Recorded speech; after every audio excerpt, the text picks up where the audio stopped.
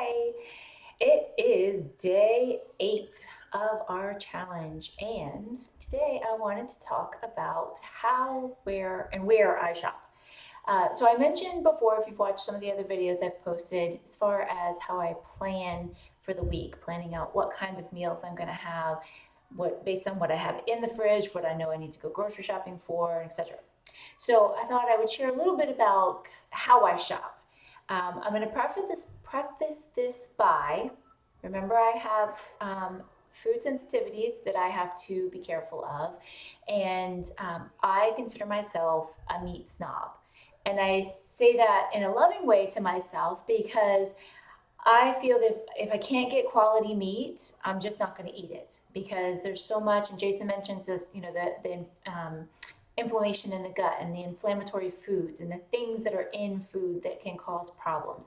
And one of those things is with conventionally raised meat, and that's fish, chicken, beef, eggs, all of those things when they're raised conventionally, which is not pastured, grass fed, natural, the way animals were meant to live. They come to you with stress hormones and excess growth hormones and GMO garbage that they've been fed and all the bad things.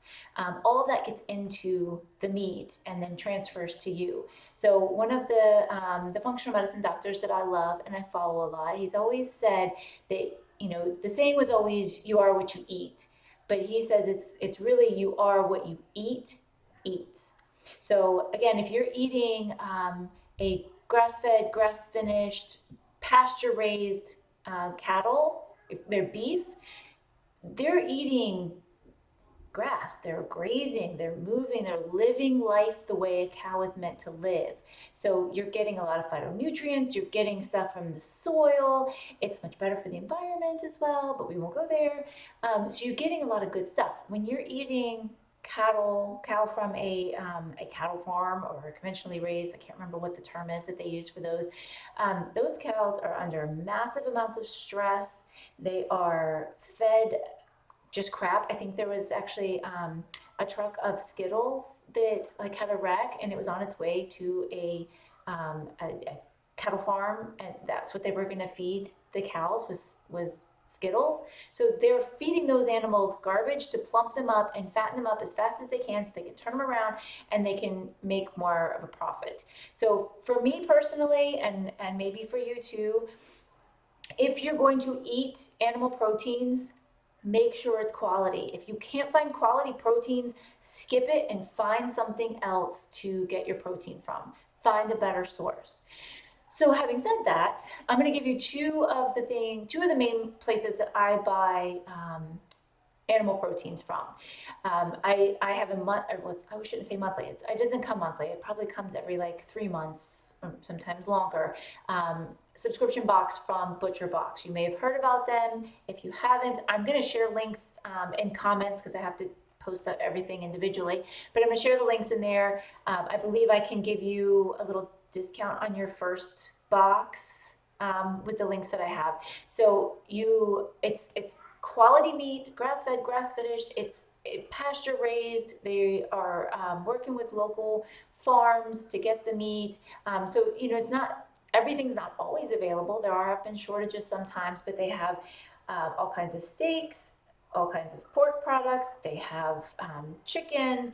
They do have turkeys around the holidays. That's where I usually get my turkey, which actually we still have it because I didn't have to cook one for Thanksgiving this year. Um, they have fish that you can get fish from there. I believe they have scallops, and they have some other things. And they've been having a lot of specials where they do some sausages and they have bacon and burgers and basically all the meats you can think of. And it is expensive. I'm not gonna lie. It is much more expensive than going to the grocery store and buying meat, your regular meat in the grocery store. But again, it's much better quality. It's much healthier for you long term. If you can do that with your budget, I say go for it. I say spend the extra money to get the quality meat and maybe don't eat as much meat in your daily life. Maybe cut back a little bit on your meat and find other sources of protein. Another option is Grassroots Co-op. And a similar thing, you can do subscriptions there, or you can buy just one off. ButcherBox is only subscription. You have to buy a subscription box, but you can change it. You can extend it whenever you want. It's not like it has to come at a regular interval. Grassroots does let you buy like a one off box, or you can do subscriptions. They have a little bit more variety. That's where I get, if I get chicken backs or beef bones to make bone broth. They sometimes have organ meat there, which I'm not gonna lie, I have never actually eaten any of the organ meats, but it is supposed to be very, very, very good for you as far as the nutrients. But again, it has to come, it's got to be quality. It can't just be, bought from any old store.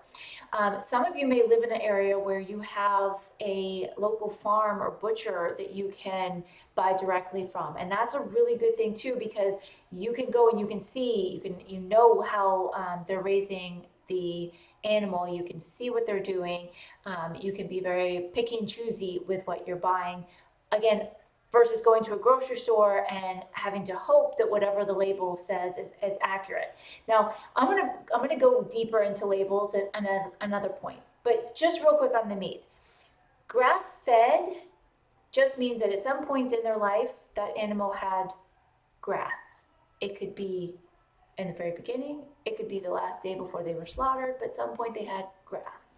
Used to be, you would grass fed, I think when it first started, was an actual grass fed cow, but then everybody just started giving some grass at some point so they could use the label. Grass fed, grass finished means they pretty much ate grass, pasture, they grazed the whole time. So you have to be careful, and organic, non-GMO. We'll get into all of the labels at another point. I have a book that goes into a lot of that. So make sure you read the labels. Try to know more about the source of the proteins that you're eating, especially with, I think, maybe even beef more than anything else, but chicken too. You want to look for pasture raised. You might see vegetarian fed, and technically chickens aren't vegetarians. They shouldn't be eating just grains. They should be grazing. They should be out in the pasture running around eating bugs and worms and whatever else they find and feel like eating. So these are things to start learning and start thinking about. And I have a book list I'm going to put up here soon as well that goes into talks a lot about those kind of things as well, if you want to learn more and dive deeper on your own. So ButcherBox, grassroots co-op, or again, any local, co-ops or farms that you can get your hands on. I know around here we actually have a local health food store, which I'm absolutely so excited about, and they do now carry a lot of local farm animal products as well, beef and chicken and stuff like that. So it's really, really good. I don't always have to order online anymore, so it's nice. Now, another thing is with vegetables, farmers markets are great because, again, you can talk right to the farmers and find out what they do. Are they spraying with, oh my God, the word just slipped right out of my mind. The glyphosate, with the Roundup stuff. I can't think of the word at the moment. Are they pesticides? Are they spraying with pesticides? How are they raising, or how are they, doing their crops? So that's good because you don't want those pesticides getting into your body. So local farmers markets are a great place, again, because you can go directly to the source. You can ask them all the questions you might want to ask about, how they raise their animals, how they do their farming, their soil, what kind of products do they use, all of that, how do they process stuff. Another option, which it's called Seasonal Roots around here, but it's only local to this area. So if you're in the Virginia, I think Virginia Beach, Norfolk, Richmond area, Newport News, I think some of those areas, Seasonal Roots is the company, and it's kind of like a farmer's market. You get a box every week, unless you skip it, and it comes from local farmers. It's select things, so you get to, there's only certain things that you can get with each box depending on what the farms have. But again, it's another great way to, once, shop local, which is always good. You want to support your local farms so that they don't go away. But get, seasonal stuff that is good and fresh and in season right now versus things that have been maybe frozen or shipped from God knows where and have, who knows what done to them in transition. So look for co-ops. It's usually some kind of co-op thing, co-op name out there. So find some local co-ops, farmers markets, local farms that you can purchase from. Those are always going to be your best option. I know when the lockdowns and everything first started, I was still in New Jersey, and we had a couple local farms who people didn't want to go to the grocery stores, and it was hard to get in the grocery store and shop because there's lines and they only let so many people in. And there was a lot of farms that really stepped up their game on providing fruits and vegetables and other things that you could order online and just come pick up at the farmer stand and not really have to interact with anybody or do anything that people were worried about. So it was awesome. So again, if you can shop local, go to your local farmers markets, your local farms, everything, anything you can, a local butcher that you can know and talk to and ask all the questions so that you really know the quality of what you're buying. Now, aside from that, that's kind of the main, my meats and my vegetables. Those are really, really important because that's where the bulk of your food is going to come from, is those vegetables, potatoes, the things, I like to say the things from nature. That's what you want to eat the majority of. Now, obviously, everybody eats some processed stuff here and there. There's always going to be something that you just can't buy at from the farm that you're going to need to purchase. So I do I shop at the local grocery store. We have a Whole Foods and a Wegmans and Harris Teeter around here that are pretty good. They do, Whole Foods is usually really good with having a good bit of variety and organic. Again, you still never know. Just because it says organic doesn't mean it's healthy. Just because it says gluten-free doesn't mean it's healthy. There is organic junk food, just like there is non-organic junk food. So you need to pay attention to what you're eating and not just let that marketing trap kind of get you of it's organic, it must be good for me. So your local grocery store, again, for the things, the processed stuff that you need or the packaged foods that you need that you can't buy at buy from your local farms.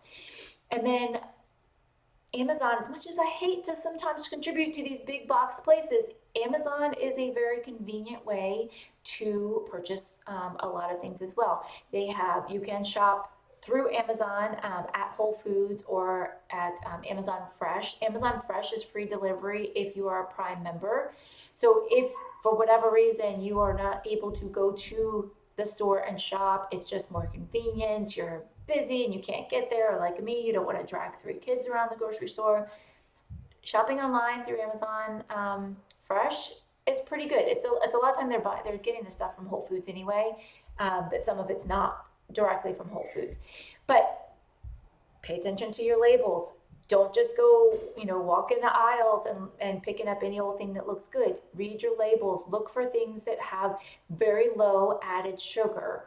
And again, I'm going to talk labels again. I'm going to talk labels, and I'm going to talk the marketing labels that get put on things. We're going to go over that in maybe later this week. But read your labels. Try to stay to the perimeters of the grocery store versus all of that inside. And I know I said this before, but do as much local shopping as you can, and then supplement with the packaged foods that you need, and go for your staples that you can make a variety of stuff with. Your dried beans or some canned stuff if you can make sure it's BPA free and all that kind of stuff, good cans. Have some things like that around, or vegetables that you can put in the freezer that you can grab out, because all of that's going to make that meal prepping or last minute meal change that you have because your schedule's all of a sudden flipped around. Those are going to make it easier for you to stay on track. And I just throw this out there. That was me today. I took the kids for a 2-hour trampoline jumping adventure.